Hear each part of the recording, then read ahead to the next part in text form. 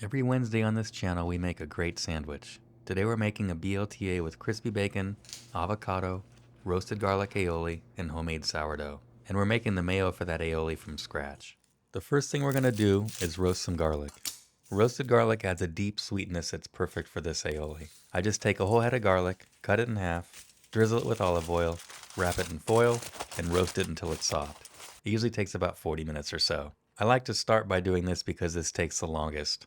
My goal when I cook is to prep everything first, so when it comes to assemble the sandwich, everything's ready to go. And the top of the garlic that we cut off earlier, don't throw that away. I'll just clean it up and save it for another dish. I try to use everything I can and minimize food waste in the kitchen. Next we'll cook the bacon. I like using thick cut applewood smoked bacon here. The thicker slices give the sandwich a much better texture and a much meatier bite.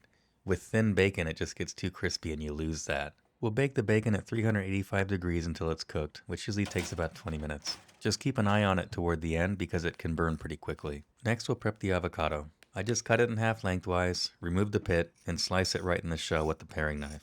Keeping it in the shell keeps everything nice and clean, and when we're ready we can just scoop it out with a spoon. For the lettuce I'm using butter lettuce. It's soft, tender, and works really well on a sandwich like this. To clean it, just peel the leaves away from the root, give them a quick rinse with some water, and lay them on some paper towels to let them air dry. For the tomatoes, it's really important to use ones that are ripe. I'm using heirloom tomatoes here because they looked really good. With a sandwich this simple, good ingredients really make all the difference. We'll just slice these nice and thin. Now I'll slice 2 pieces of sourdough for the sandwich. I'll link the sourdough video at the end if you want to see how I make it. Remember, we still got bacon cooking right now. So here's what our bacon looks like once it's done. I don't like it rubbery, but I also don't like it overly crispy. I like it right in the middle like this. We'll go ahead and move it to a plate lined with paper towels to let some of the grease drain off. Now that the bacon's done, we can go ahead and check our roasted garlic.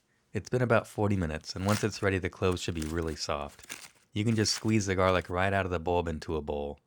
Roasting it like this takes away that sharp bite and gives it a much sweeter, more balanced flavor that's really nice for this sandwich. We'll go ahead and put the roasted garlic into a bowl. I also like to add a little garlic powder. It helps boost the garlic flavor and gives the aioli a little bit more depth. Next, we'll mash the roasted garlic until it forms a smooth paste. I'll add a pinch of kosher salt to season it as well. Then we'll add about a cup of homemade mayonnaise to turn this into our roasted garlic aioli. The mayonnaise that I'm using here only takes about 30 seconds to make with an immersion blender, and it makes a great base for something like this roasted garlic aioli. I'll go ahead and link that to the end of this video as well. We'll just give this a quick stir and then put it in the fridge until we're ready to use it. I actually also added a little extra garlic powder to this just to really bring out that garlic flavor. The last thing we need to do is warm the bread. I don't want to toast it until it's really crunchy. I just want to warm it through so the outside gets slightly crisp, but it still stays soft. To start the assembly, we'll spread the roasted garlic aioli on both slices of bread. I like mayonnaise, so I'm a little generous with the spread, but it really helps to balance all the flavors in the sandwich. Next, we'll add the butter lettuce. When I build sandwiches, I like to leave a little air between the layers. It might sound a little strange, but sandwiches that are piled up always taste better than ones that are pressed flat. So we'll lay the lettuce on in a way that keeps a little height to the sandwich. Next up, we'll add the bacon. I'll lay 3 slices down lengthwise. Then I'll break up a few pieces and pile them on top so the bacon runs in different directions and covers more of the sandwich. I know it's just a sandwich, but all these little details really make a difference. It's usually the small things that separate a good cook from a great one. Next, we'll lay the heirloom tomatoes right on top of the bacon. For the avocado, we'll scoop it out with a spoon and fan it out evenly on the other slice of bread. Now I'll give both sides of the sandwich a good seasoning of kosher salt and freshly cracked black pepper. Now we'll place the avocado side on top.